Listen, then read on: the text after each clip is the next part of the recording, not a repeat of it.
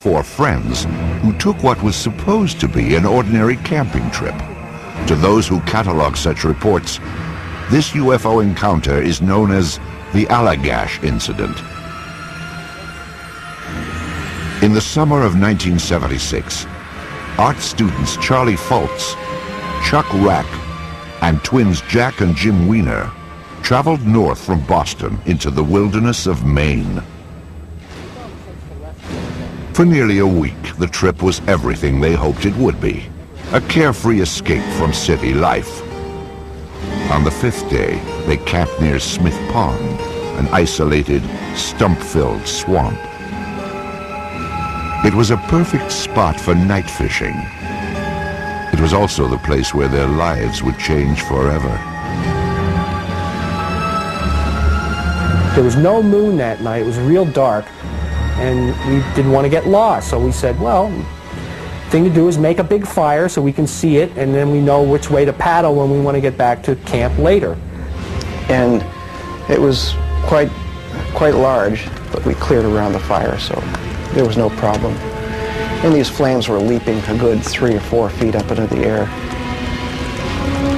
With their makeshift lighthouse aglow, the four men left their campsite behind. They paddled several hundred yards out into the pond, headed for a night of fishing they would never forget, and one they would later illustrate in their artwork. I remember being in the back of the canoe, paddling leisurely. The two twins were in the middle.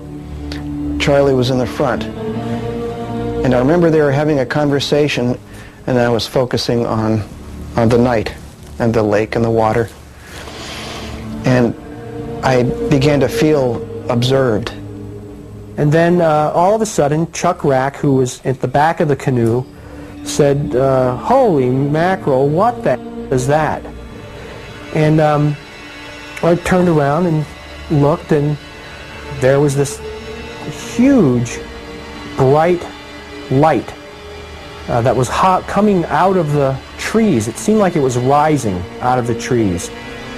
At first, we thought, well, it's got to be an airplane or something, right? So we watched it for a few seconds and realized that it wasn't an airplane because it wasn't making any sound at all. It was strange, very strange. It was a bright, luminous yellow-white, and changing from that color in a very fluid, liquid kind of a way. And we were very, very fascinated. I was in a state of extreme euphoria. I remember just feeling, wow, this is fantastic. It was just alive.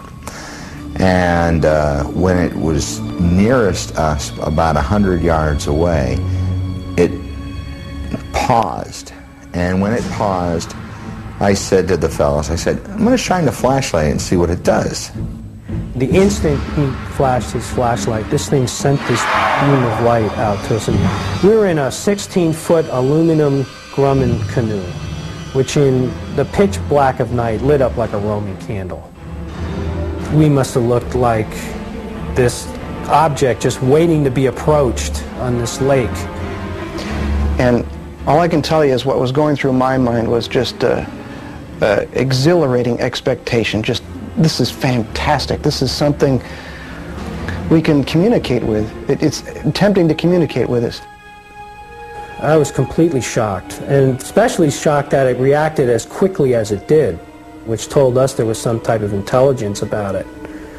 And as soon as this light came out, this thing started moving, and so we thought, well, you know, this is real. This is really happening. This is not a figment of our imagination. I mean, we've got to deal with this situation now, because within a few seconds, this thing is going to be right on us. I wasn't even interested in this thing anymore, other than I didn't want to be as close to it as I was. I remember paddling as fast as I could, and Jack saying, it's getting closer, it's getting closer. And then it was gone. The next thing they remembered, they were back on shore. And I thought, well, that's it. We've lost our chance. We've let it slip through our fingers. and I observed it leaving and just gradually faded out. Exhausted, the four men stumbled back to their campsite. There they found the remains of their makeshift lighthouse, the fire that had been built to last for hours, the fire that was now just a pile of charred embers. At the time, no one gave it much thought, though it would later play a large role in their sighting. That night, nothing more was discussed, not the fire, not the unknown object that had chased them only moments before. Sleep was the only thing on their minds. For years, the friends rarely talked about that strange night.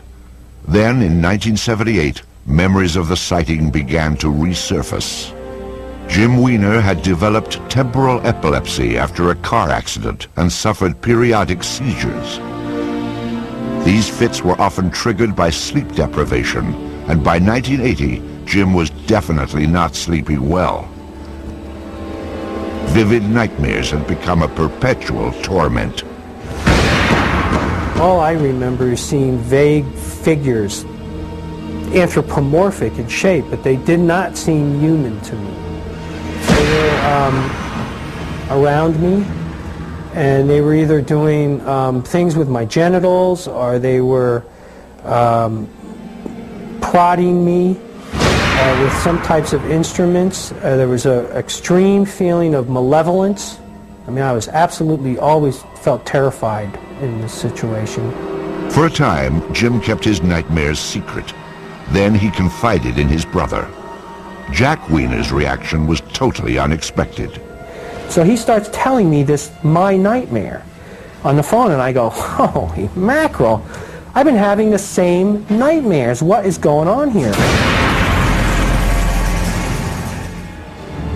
There was no apparent explanation, but Jim was getting worse, his doctors growing more concerned.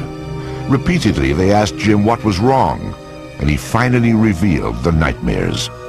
A psychiatrist working on the case said it sounded like an abduction experience. The doctor suggested that Jim speak to Ray Fowler, a UFO researcher. Jim repeated his story. Fowler took it seriously. Later, the other three also underwent hypnosis. Finally, 4 years after the incident, the details of that terrifying August night would emerge. When four college friends set off for a camping trip in August of 1976, they never dreamed they would end up at the epicenter of one of the most famous cases in UFO history. They all remembered paddling onto a pond and seeing a spectacular light in the sky. Then it came closer, far too close for comfort. The next thing the men recalled was standing on shore. Only later would they suspect that something more sinister had taken place. Regression hypnosis revealed that the four friends had apparently endured a horrific episode known as an alien abduction. It began with the menacing approach of a UFO. One of the things I remembered very clearly was Jack saying that it's gaining on us. And I remember suddenly being enveloped in this tube of light. And I remember looking up, and I was thinking about, what the heck is that up there? You know, like, what's up there? And that took a few seconds, and then I looked back again, and Chuck Rack's gone. The last thing I remembered was having both hands on the side of the canoe, looking out at the water to see if Chuck was in the water, and then not seeing him, thinking, oh my God, you know, what happened to Chuck? And then looking up, and then the next thing I remembered was this just intense feeling of almost like I was coming apart or something. That's the only way I can describe it. Then the next thing I remembered was being on my back in this hazy environment, which was just like this nightmare that I'd been having. All four friends seem to recall a similar traumatic experience. I'm lying on my back, and I'm disoriented. I'm not sure where I am. As I'm forcing and struggling to get up, a face appears and looks straight down at They reminded me of insects. I remember thinking, my God, these things look like bugs. They had like large eyes, almost like ants have. They could have been goggles for all I know, but and they had some kind of clothing on, like spandex. I became focused on this thing's hand and realizing that it was not a hand like ours at all. And this one had me by the wrist and he was holding my arm up and he had something else in his hand. But I didn't like the looks of it. And I remember thinking, oh boy, here we go. This is it. I got 5 seconds to live. They're going to cut me open. They're going to dissect me, whatever. I just want to get out of here. Get me out of here. It would take hours under hypnosis before the four men fully detailed the alien examinations. Later, they recalled the peculiar events that brought them back down to Earth. They moved us again into this other space, this room. Then this area in front of me started changing somehow. It was doing something. It was some type of machine or something. It was very strange. And the last thing I remembered thinking was, here we go. I don't know what's going to happen next, but something is happening. Under regressive hypnosis, I remember the aliens trying to put me in the canoe. There was one of them standing in the canoe over me, trying to adjust my position in the back of the canoe, and another one was sort of waist deep in the water right next to me. And then they tried to position Jim Wiener in front of me, but he's heavier, and they were having a hard time with him. And then the other two were beamed right on land, and then Jim got out to join them. As their recollections took shape, the four men learned why their roaring campfire had seemed to burn out so quickly. To those who investigate abduction cases, it's known as missing time. Perhaps as much as 3 hours had passed during the abduction, from the time the men first saw the UFO until the time they found themselves standing on the beach. Meanwhile, their fire had burned down to embers. Hypnosis had restored their recollections of the missing time with unsparing intensity. But now there was no hiding from the memories, no hiding from the trauma of what had apparently happened at Smith Pond.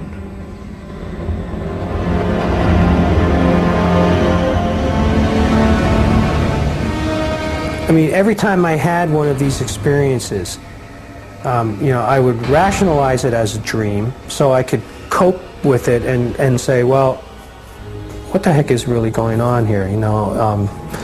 Is it related to my seizure disorder? Is it, something I'm eating? Do I have a brain tumor? Am I working too hard, or am I under a lot of stress? What the heck could possibly cause this kind of repetitive experience? The Alligash Four are not alone. Their story is remarkably similar to the accounts of thousands of other ordinary people who face the nightmarish certainty that they have been in the hands of aliens. Still, despite all the convincing testimony, the subject of alien abductions is the source of bitter controversy.